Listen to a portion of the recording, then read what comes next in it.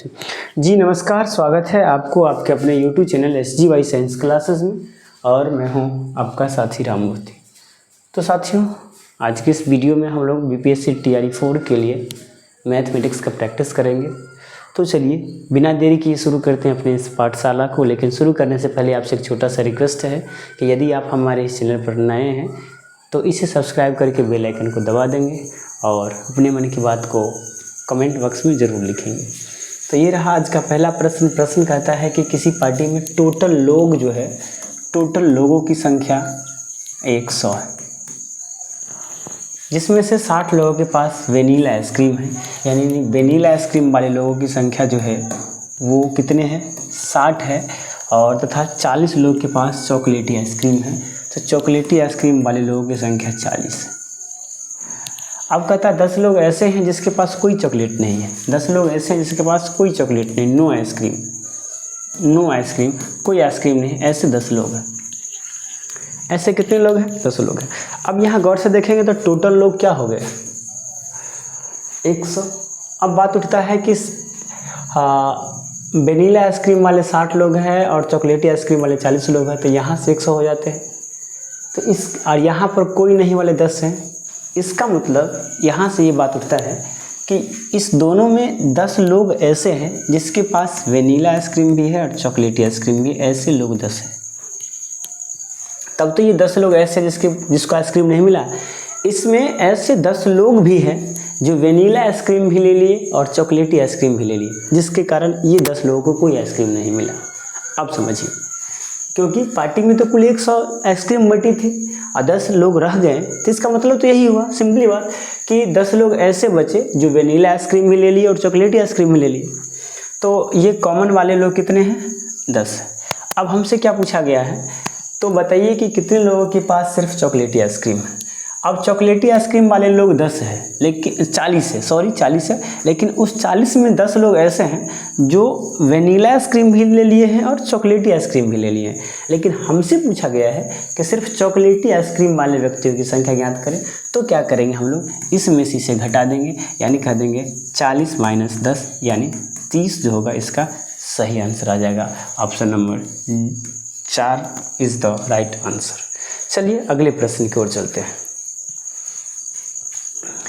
अगला प्रश्न कहता है कि यदि x² + y² + z² बराबर 29 और x × y, y × z plus z × x का मान 26 है, तो x² + x + y + z का मान ज्ञात कीजिए। अब देखिए यहाँ से एक फार्मूला आप लोगों को पता होगा, x + y + z का होल स्क्वायर। ये फार्मूला होता है, इसका मान होता है x² + y² + z² + 2 × x + y + y + z + z + x, z × x। यानी x + y + z के होल स्क्वायर बराबर होता है x² + y² + z² + 2 × xy + yz + zx। अब यहाँ से हम क्या करेंगे, इसका मान पुट कर देंगे, फिर इसका मान पुट कर देंगे। इसका मान पुट करेंगे तो यहाँ से मिल जाएगा 29, और प्लस इसका मान पुट कर देंगे तो कहेंगे 2 × 26। यहाँ हो जाएगा 29 + 52, जो यहाँ से 81 मान देगा। ये किसका मान है, x + y + z के होल स्क्वायर का। यहाँ से अगर x + y + z का मान हम लोग ज्ञात करेंगे तो ये आ जाएगा √81, और √81 का मतलब होता है 9, और वो जो है ऑप्शन नंबर 1 में, ऑप्शन नंबर 1 जो है इसका सही आंसर हो जाता है। चलिए अगले प्रश्न की ओर चलते हैं। प्रश्न संख्या 3 है और इसमें कहता है कि दिए गए चित्र में ABCD के समांतर है। यानी ये जो AB है ये समांतर है CD के। हमसे कहा गया है तो कोण Y का मान ज्ञात कीजिए। देखिए, अगर ABCD के समांतर है तो अगर ये कोण 28 है तो ये कोण भी क्या हो जाएगा, 28। और यहाँ पर आप देखेंगे तो त्रिभुज CED में आप देखेंगे तो ये कोण 28 है और ये कोण कितना है, 40 है। कोण y का मान निकालना है तो क्या करेंगे, यहाँ से क्या करेंगे, कोण y बराबर क्या हो जाएगा, कोण y बराबर हो जाएगा 180 अब माइनस कोण c प्लस कोण d। y का मान तो कहेंगे 180 और माइनस में c का मान कितना है 48 और प्लस उसका मान कितना है 28, कहेंगे 180 और माइनस 68 घटा देंगे, 10 में से 8 गया 2, 7 में से 6 गया 1 और ये 1 यानी 112 डिग्री इसका सही आंसर हो जाता है। Option number 3 is the right answer. चलिए अगले प्रश्न की ओर चलते हैं और ये रहा ये जो है वृत्त से संबंधित प्रश्न है और इसमें कहा गया है कि दिए गए चित्र में x का वैल्यू ज्ञात कीजिए। अब इसके लिए हम इस चित्र में कुछ कंस्ट्रक्शन करते हैं, तो कंस्ट्रक्शन के लिए n से यहाँ पर इसे मिला देते हैं और फिर n से यहाँ पर इसे मिला देते हैं और इसका नाम रख देते हैं P। क्या रख देते हैं P।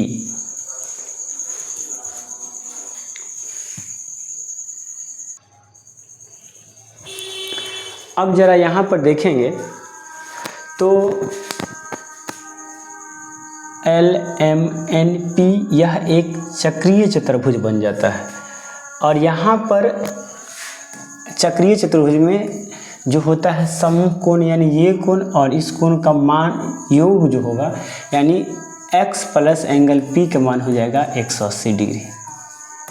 क्या हो जाएगा 180 डिग्री। उसके बाद आप देखेंगे तो कोण O और कोण P ये दोनों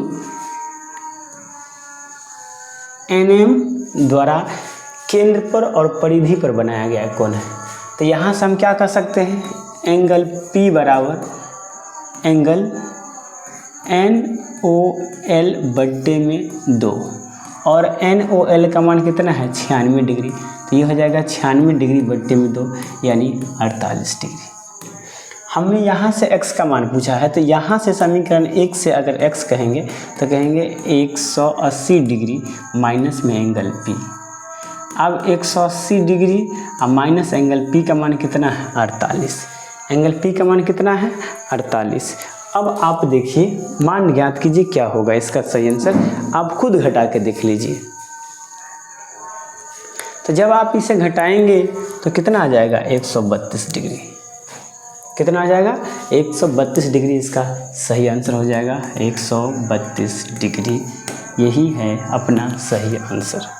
चलिए अगले प्रश्न को चलते हैं। अब क्वेश्चन संख्या 5 है। यहाँ पर कहा गया कि साइन 35 बट्टे कॉस 55 माइनस टेन 12 बट्टे कॉट 78 और साइन 18 बट्टे कॉस 78 का मान ज्ञात कीजिए। यहाँ पर आप देखेंगे तो यहाँ पर है साइन 35 और यहाँ कॉस 55। तो अगर एंगल का मान योगफल 90 डिग्री होता है, हम एक फार्मूला पढ़े थे कि अगर साइन A बराबर साइन B होता है कॉस B होता है, साइन A बराबर क्या होता है कॉस B, कब, जब A प्लस B का मान 90 डिग्री होता है। उसी प्रकार से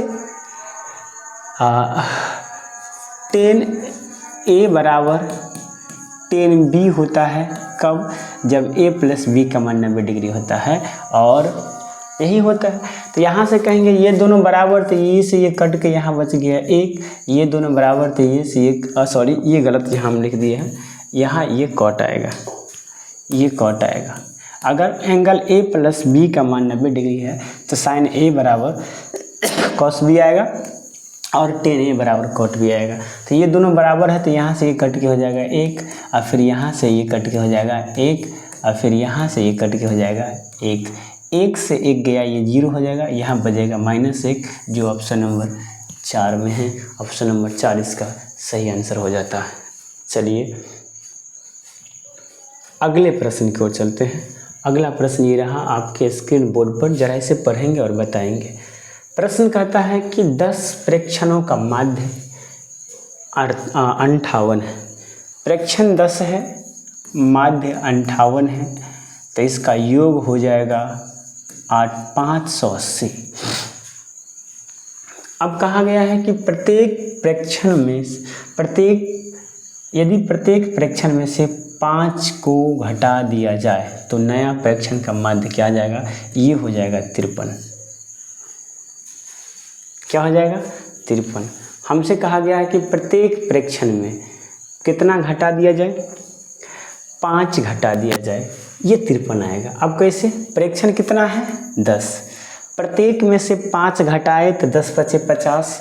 प्रेक्षण कितना है 10, प्रत्येक में से 5 घटाए तो 50 घटा दिए, इसमें से 50 अगर घटा दे तो हो जाएगा ये कितना 530। 530 कितना का, 10 का। माध्य निकालना है, 10 से भाग देंगे, ये घट के ये हो जाएगा 53। यानी ऑप्शन नंबर ए जो है इसका सही आंसर हो जाएगा। चलिए, ये स्टेटमेंट वाला प्रश्न है, इसको थोड़ा गौर से पढ़ना पड़ेगा। चलिए, कहता है कि निम्नलिखित में से कौन सा कथन सत्य है यानी सही है। कहता है कि कोई भी वास्तविक संख्या या तो परिमेय होगी या अपरिमेय। थोड़ा थोड़ा सही लगता है। कहता है कि 0 एक वास्तविक संख्या नहीं है, ये तो मिथ्या है, गलत है। आगे कहता है कि कोई भी वास्तविक संख्या या तो अभाज्य होगा या भाज्य होगा। भाई साहब, भाज्य और अभाज्य से अलग एक परिमेय और अपरिमेय संख्या होता है, ये गलत। √9 एक अपरिमेय संख्या है, ये गलत, क्योंकि √9 का मान 3 है, ये परिमेय संख्या। तो 2 गलत, 3 गलत, 4 गलत, तो सही हो गया ऑप्शन नंबर ए। यानी कोई भी वास्तविक संख्या या तो वो परिमेय संख्या होगा या अपरिमेय संख्या होगा। Option number A is the right answer. चलिए, अगले प्रश्न की ओर चलते हैं। प्रश्न संख्या 8 पर आता है। कहता है कि एक आयत का क्षेत्रफल इतना है, तो आयत का क्षेत्रफल है, तो आयत का क्षेत्रफल क्या होता है, लंबाई गुने चौड़ाई। इसका मान कितना है, 6x² + 5x - 6। अब कहता है कि इसका लंबाई इतना है, तो चौड़ाई ज्ञात कीजिए। तो सबसे पहले इसे जब गुणनखंड के रूप में आप तोड़िएगा तो यहाँ पर क्या आ जाएगा, 6 × 36। चलिए, यहाँ पर हमको क्या दे दिया है, लंबाई दे दिया है, तो यहाँ से b का मान निकालेंगे तो कहेंगे 6x² + 5x अब -6, अब बट्टा में क्या आ जाएगा 3 2। अब यहीं से मान रखना है और मान ज्ञात करना है। चलिए, अब इसे यदि तोड़ेंगे तो सबसे पहले है यहाँ पर 6x², यानी ये तो स्पष्ट हो गया कि यहाँ पर कितना है 3x है। तो ये तो स्पष्ट है कि b में जो पहला पद आएगा वो 2x आएगा। कितना आएगा 2x, और 2x यहाँ भी नहीं है और 2x यहाँ भी नहीं है, तो ये गलत। क्या हो गया, ये गलत। अब क्या हो गया, यहाँ -2 है। अब हम लोग क्या जानते हैं कि बहुपद जो होता है वो ax ना, अब माइनस क्या होता है अल्फ़ा + बीटा × x होता है, और प्लस होता है अल्फ़ा × बीटा। अब यहाँ पर इसका मान क्या है -2 है, तो यहाँ पर 5 है, तो -2 है तो माइनस माइनस प्लस, तो यहाँ पर आ जाएगा +3। यानी ऑप्शन नंबर जो है वो ए इसका सही आंसर है। वैसे आप इसे डिवाइड करके भी देख सकते हैं। चलिए, अगले प्रश्न की ओर चलते हैं। अगला प्रश्न कहता है कि x/y + y/x का मान -1 है, लेकिन ये -1 नहीं होगा, -1 ये नहीं होगा। वैसे -1 पर ही बनाते हैं, -1 पर ही बनाते हैं, तथा x और y 0 के बराबर नहीं है तो x³ - y³ का मान ज्ञात करते हैं।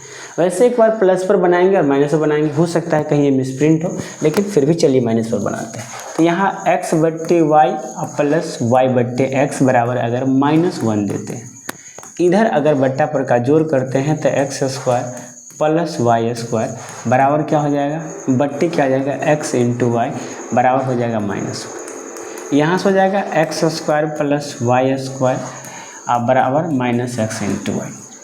इसे यहाँ से कहेंगे x square plus y square, इसको इधर लाएंगे तो हो जाएगा एक्स इंटू वाई बराबर 0। अगर x square plus y square plus x into y बराबर 0 होगा तो यहाँ से हो जाएगा x cube minus y cube का मान 0 के बराबर हो जाएगा, जो ऑप्शन नंबर सी में है। कहाँ है, ऑप्शन नंबर सी में है, यानी option number C is the right answer.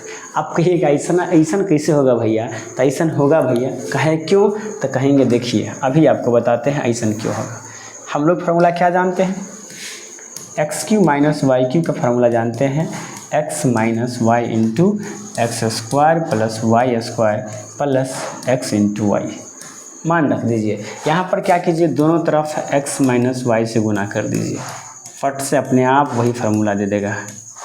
अगर गुना कर दीजिएगा तो इधर भी गुना कीजिए 0 इंटू एक्स माइनस वाई, तो इधर तो आपको 0 मिलेगा, लेकिन इधर इस पूरा का मान हो जाएगा x cube minus y cube का मान 0 के बराबर, यानी C is the right answer.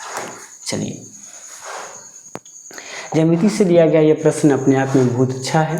प्रश्न कहता है कि चित्र में, दिए गए चित्र में एल दो अन्य रेखा एम और एन के समांतर है, मतलब ये एल है, ये एम के भी समांतर है और एन के भी समांतर है, तो एक्स का मान ज्ञात कीजिए।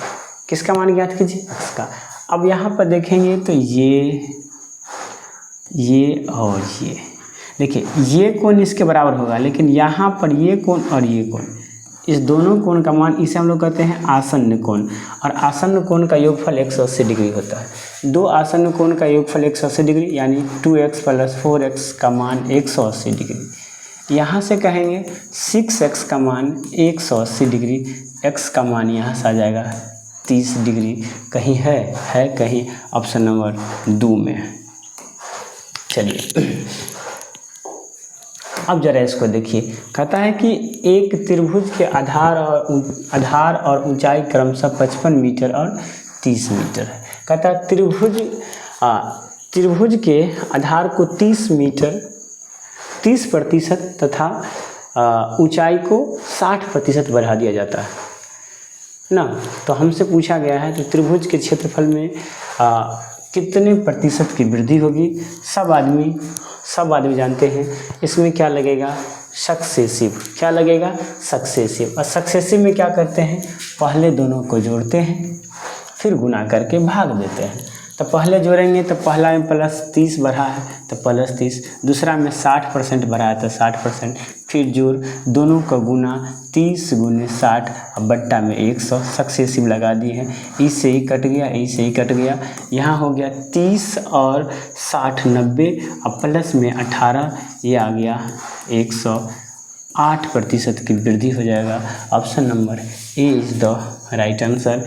108% की वृद्धि हो जाएगी। ये डेटा की कोई ज़रूरत भी नहीं पड़ा, डायरेक्ट सक्सेसिव से क्वेश्चन बन गया। चलिए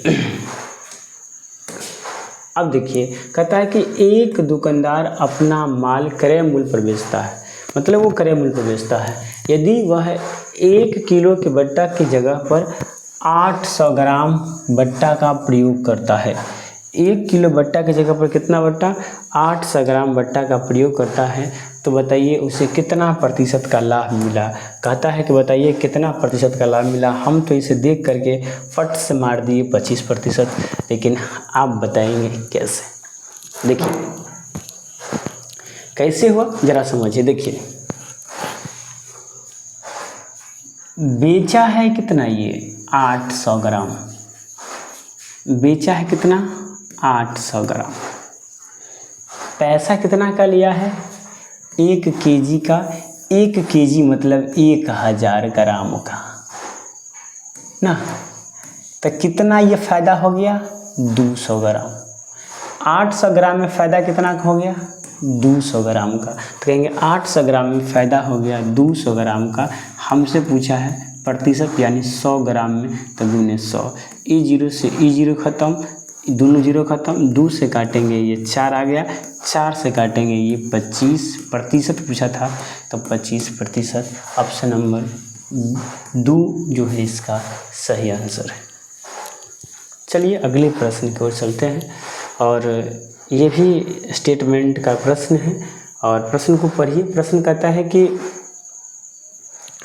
किसी धन का 2 वर्ष की चक्रवृद्धि ब्याज और साधारण ब्याज का अंतर कौन सा होता है। कहता है धन के 1 वर्ष के ब्याज का अगले वर्ष का मिश्र धन। दूसरा, धन के 1 वर्ष के साधारण ब्याज का ब्याज धन के 1 वर्ष के ब्याज का आधा या इनमें से कोई नहीं। तो इसका सही आंसर हो जाएगा ऑप्शन नंबर 2, यानी धन के 1 वर्ष के साधारण ब्याज का ब्याज।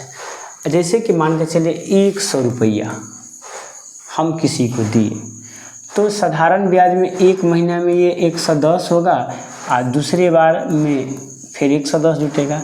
लेकिन ESI में ऐसा होता है, CI में क्या होता है कि पहला महीना में तो केवल इस पर ब्याज लगा, और दूसरा महीना में क्या होगा, इस पर भी ब्याज लगेगा और इस पर भी ब्याज लगेगा। तो ये ब्याज है, इसका भी ब्याज लिया जाएगा, यानी धन के 1 वर्ष के साधारण ब्याज उसका भी ब्याज लगेगा। यही इसका सही आंसर हो जाएगा, यही अंतर होगा। अब जैसे कि पहले 100 का लगा 10%, साधारण ब्याज में इसी 100 का 10% लगता है, लेकिन CI में क्या होगा, इसका तो 10 लगेगा भी, इसका 10% यानी 1 रुपये इसका हो जाएगा, और यही अंतर आएगा, यानी ऑप्शन नंबर 2 जो है इसका सही आंसर हो जाएगा। चलिए अगले प्रश्न की ओर चलते हैं, और ये स्टॉक एंड शेयर से लिया गया है। कहता है कि 80 रुपया के दर से 10% वाले स्टॉक का 800 रुपया में निवेश पर कितने रुपया का आय होगा। कितने रुपया का आय होगा, यानी 80 रुपया के दर से 10% ना, तो यहाँ से हो जाएगा 100 रुपया का आय। कितने रुपया का आय, 100 रुपया का आय।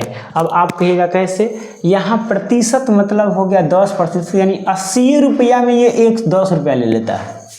तब 80 रुपया में ये लिया कितने रुपया, 10 रुपया, यानी 80 रुपया के दर पर, यानी यहाँ पर 100 को 80 माना गया है, हाँ उस पर 10 रुपया ले रहा है। तो कहेंगे 80 रुपया पर 10 रुपया ले रहा है, तो 1 रुपया पर कितने ले लिया, तो कहेंगे 1 रुपया पर कितने ले लिया, तो कहेंगे 10/8, तो कहेंगे 800 रुपये 80 हो गया, 800 रुपया पर कितने लेगा, तो देखिए 100/8 गुने 80 गुने 800, 0 से 0 ख़त्म, तो यहाँ से क्या हो जाएगा, ये 10 मरतबे कटेगा, और 10 को 10 से गुना करेंगे कितना हो जाएगा, 100 रुपया हो जाएगा। चलिए आज का अंतिम प्रश्न है, ये कहता है कि निम्नलिखित में से कौन धन पूर्णांक नहीं है। तो अगर आप 8 को 4 से भाग दीजिएगा, 2 धन पूर्णांक है, माइनस माइनस प्लस 3 धन पूर्णांक है, और माइनस माइनस प्लस 2 धन पूर्णांक है। ये धन पूर्णांक नहीं है, धन है लेकिन पूर्णांक नहीं, ये है अपरिमेय संख्या। ये क्या है, अपरिमेय संख्या है, ये है अपरिमेय संख्या। तो दोस्तों कैसा लगा आपको हमारा ये वीडियो, कमेंट बॉक्स में ज़रूर बताइएगा। अगर अच्छा लगा है तो हमारे इस वीडियो को लाइक करके कमेंट में अपने मन की बात को ज़रूर लिखिएगा, और चैनल को सब्सक्राइब करके दोस्तों को भी शेयर कीजिएगा। चलिए मिलते हैं नेक्स्ट वीडियो में, आज के लिए इतना ही। जय हिंद, जय भारत।